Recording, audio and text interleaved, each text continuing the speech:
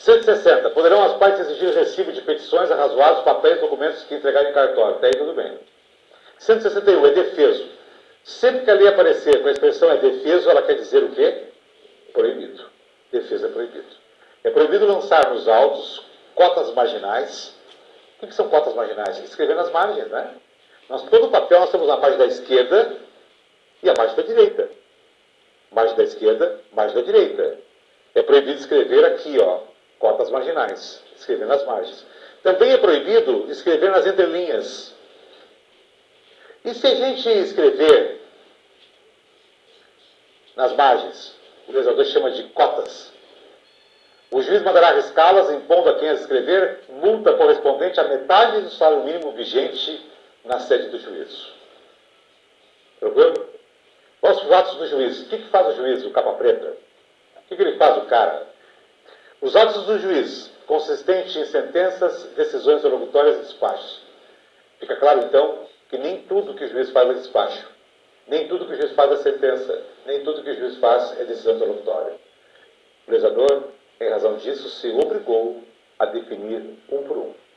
Parágrafo 1º, ele vai definir o que é uma sentença. Sentença é o ato do juiz que implica alguma das situações previstas no artigo 267 e 269.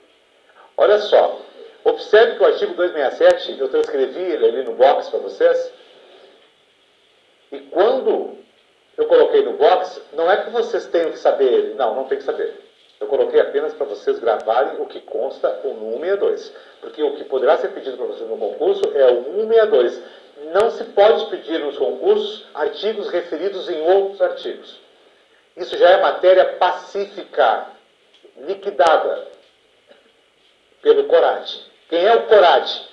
O CORAD é o Conselho de Recursos Administrativos. O teu concurso terá a atuação do CORAD. 10 juízes que fazem parte do grupo de estudos da corredoria, eles serão a segunda instância do teu concurso. A FAURGS vai ser a primeira instância. Quando nós realizarmos os recursos, vamos interpor os recursos às questões, que eventualmente, se fizer necessário interpor, nós vamos dirigir o recurso contra a FAURGS, a chamada banca. São recursos contra as questões. Se a FAURGS acolher o recurso, está liquidado o assunto, está valendo a decisão da FAURGS.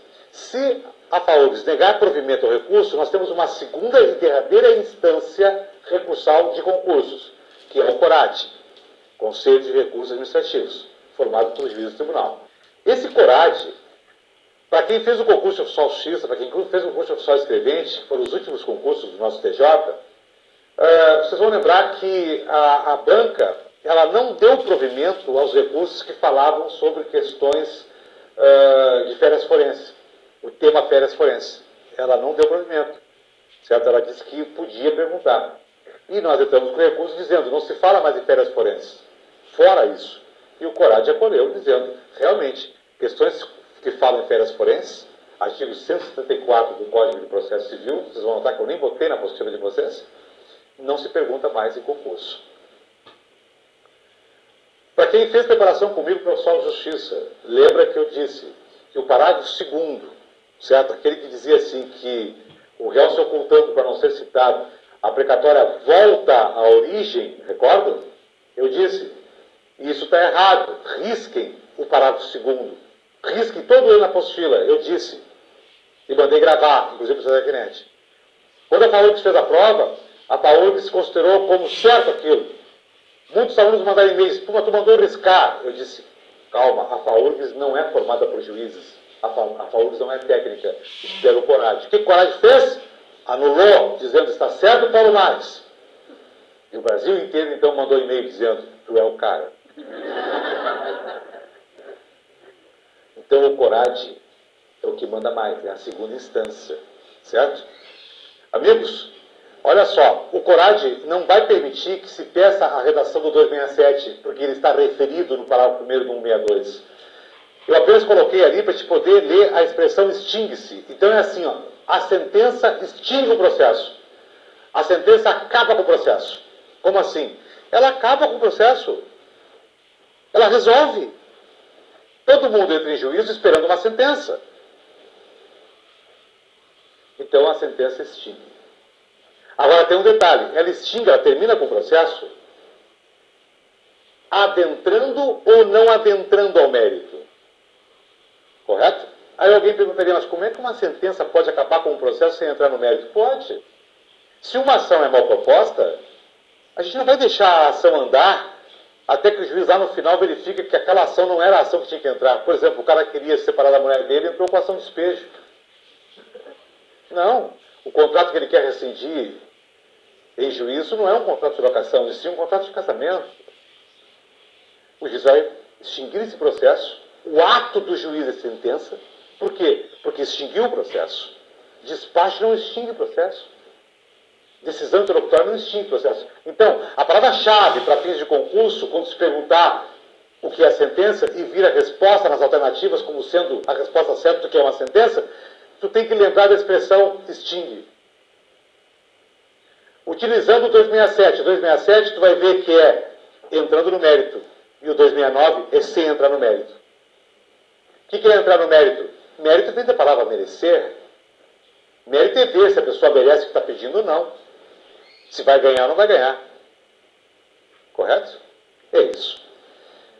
Vamos agora para o parágrafo 2º. Decisão interlocutória. Está na página 321. Logo após o box. Decisão interlocutória é o ato pelo qual o juiz, no curso do processo, no andamento do processo, resolve questão incidente. Nem todo processo vai exigir, para ser julgado, uma prova, como, por exemplo, a prova pericial. Aliás, são poucos os processos que demandam perícia. Mas se um processo exigir uma perícia, compete ao juiz decidir se vai realizar ou não essa perícia, compete ao juiz nomear o perito, enfim, fazer tramitar tudo aquilo que se faz quando essa prova técnica tem que fazer parte do bojo probatório do processo. Eis aí um incidente. Quando o juiz, então, defere uma perícia, ou entende de ofício, determina de ofício que seja realizada uma perícia, e a expressão de ofício significa independentemente de requerimento, o juiz, então, ao deferir a perícia, prolatou uma decisão interlocutória. Vocês sabem, nós vamos ver hoje ainda, que os oficiais de justiça têm horário para chegar na casa das pessoas, para realizar as suas diligências de citação, intimação, penhora. Se um oficial de justiça descumpre um dispositivo legal no tocante ao horário da lei para a prática desses atos, esse ato pode ser atacado, pode ser inquinado de nulidade. Se uma das partes argue, levanta, suscita a nulidade, e o juiz acolhe, ou seja, o juiz entende que realmente o ato é nulo porque foi realizado ao arrepio da lei, que estabelecia uma maneira de fazer sob pena de nulidade. Essa decisão do juiz que acolheu a nulidade não é uma sentença. Essa decisão não é um despacho. Essa decisão chama-se decisão interlocutória. Por quê? Porque arguições de nulidades não são coisas do dia a dia do processo, são questões incidentais, que acontecem de maneira incidental. Correto? Então nós não podemos confundir um despacho com uma sentença e com uma decisão interlocutória. Equivocado aquilo que o advogado faz. O advogado chega para examinar o processo e diz assim, o juiz já despachou? Como se tudo fosse despacho, só existisse despacho e sentença. O juiz despachou? O que o senhor pediu, doutor? Eu pedi a nulidade da citação. O justiça foi na casa do meu cliente às 10 horas da noite, sem nenhuma autorização judicial. Eu estou pedindo a nulidade da citação. E o juiz já despachou? Aí, quem fez curso do CETEC vai responder assim, não, ele não despachou e nem irá despachar. Não. Mas como que não? É obrigação dele despachar? Não. Nesse caso, a obrigação dele é decidir. De maneira interlocutória. Vai fazer um curso no CETEC? Tudo bem? Então, questão 43 do concurso. Está lá. Decisão interlocutória é, 2 pontos. Alternativa A, que põe termo ao processo, adentrando ou não no mérito. Alternativa B, que impulsiona o processo para ter andamento. Alternativa C, decide questão incidental. Qual é que vai marcar? Decide questão incidental, ou questão de incidente ou incidente.